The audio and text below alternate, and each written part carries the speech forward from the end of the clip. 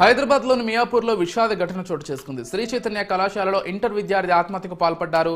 పూర్తి వివరాల్లోకి వెళ్తే ఏపీలోని విజయవాడకు చెందిన కౌశిక్ రాఘవ మియాపూర్లోని శ్రీ చైతన్య కాలేజీలో ఇంటర్మీడియట్ మొదటి సంవత్సరం చదువుతున్నాడు.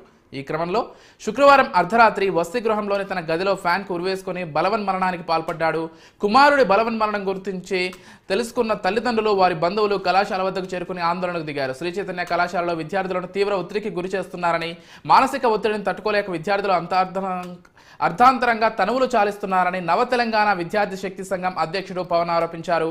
కాలేజీ యాజమాన్యంపై తక్షణమే కఠిన చర్యలు తీసుకోవాలని ఆయన అన్నారు. కౌశిక్ రాఘవ అనే విద్యార్థి మదీనాగూడ శ్రీ చైతన్య కళాశాలలో ఇంటర్ మొదటి సంవత్సరం చదువుతున్నారు.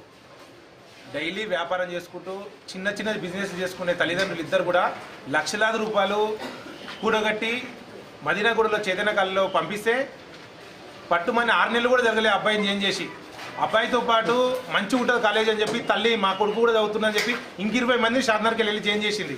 అక్కడ కాలేజ్ యాజమాన్యం పట్టించుకోకుండా విద్యార్థులను నిర్లక్ష్యంగా వదిలేసితోటి మానసికంగా విద్యార్థి ఎట్లా చనిపోయినా ఇంతవరకు యాజమాన్యం నుంచి స్పందన లేదు. ఈరోజు విద్యార్థి చనిపోయిందని చెప్పి తల్లిదండ్రులకు వెంటనే ఫోన్ చేసి మీరు రండి, మీరు హాస్పిటల్ రండి, మార్చేరికి రండి అని చెప్తున్నారు తప్ప కాలేజీ రండి మీ బాబుకి ఇక్కడ అనవసరంగా పడిపోయినాడని చెప్పి ఎందుకు పిలవలేరు? కాలేజీ పిలిచుంటే మాకు అనుమానం రాకుంటుండే. ఈరోజు కాలేజీ వాళ్ళే ఏదో చేసి 2-3 గంటలు అక్కడనే టైంపాస్ చేసుకొని ఈ బాబుని స్కూటీ పైన పంపించి వాళ్ళు తీరిగ్గా మెట్రోకి వచ్చారు. అంబులెన్స్ డ్రైవర్ ఒకడే వస్తాడా? అంటే బాబు యొక్క డెడ్ బాడీ బట్టి ఒక యాజమాన్యం నుంచి కావచ్చు, కాలేజీ నుంచి కానీ ఒక్కరు కూడా రారా? ఈరోజు ఎంత నిర్లక్ష్యం ఉందండి ఈరోజు. అంటే చావులంటే లెక్కలేదు మీ చైతన్య కాలేజ్కి. ఈరోజు లక్షల రూపాయలు ఫీజులు తీసుకుంటారు. ₹1 పెండింగ్ ఉందంటే లోపలికి అలౌ చేసుకోరు పిల్లగాన్ని, ఎగ్జామ్ ఫీజు తీసుకోరు. ఇవన్నీ తీసుకోకుండా నిర్లక్ష్యంగా వహిస్తారు కదా. ఈరోజు బాబు చావుకు ఎవరు కారణం? ఆ తల్లికి ఎవరు సమాధానం చెప్తారు? ఆ తల్లికి సమాధానం చెప్పండి. ఆ తల్లి 9 మాసాలు మోసి పెంచింది కదా తల్లి కొడుకును, ఒకటే ఒక కొడుకు ఆ తల్లికి. ఆ తల్లికి సమాధానం చెప్పండి అని చెప్పి అడుగుతున్నాం.